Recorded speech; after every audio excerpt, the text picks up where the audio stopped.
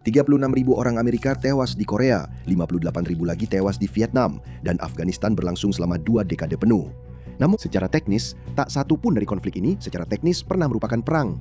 Faktanya, terakhir kali Amerika Serikat benar-benar menyatakan perang kepada siapapun adalah pada tanggal 5 Juni 1942, dan itu pun terhadap Rumania dari semua tempat yang ada. Kenyataannya, keputusan Amerika untuk berperang atau tidak sebenarnya tidak pernah sepenuhnya ada di tangan presiden. Hanya Kongres yang bisa menyatakannya.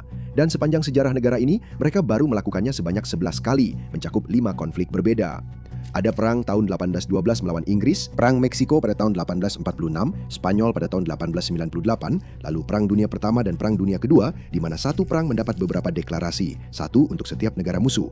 Dalam 8 dekade sejak itu, Amerika telah berperang berkali-kali tanpa pernah secara resmi menyatakan satu pun perang. Korea secara resmi hanya disebut sebagai aksi polisi di bawah PBB. Begitulah mereka menyebutnya. Vietnam berjalan berdasarkan resolusi Teluk Tonkin, sebuah dokumen yang begitu samar hingga muat dalam satu halaman. Lalu Perang Teluk, Afghanistan, dan kemudian Irak, semuanya berjalan berdasarkan sesuatu yang disebut AUMF, yaitu otorisasi penggunaan kekuatan militer, yang sebenarnya hanyalah Kongres menyetujui aksi militer itu sambil sangat hati-hati menghindari kata perang.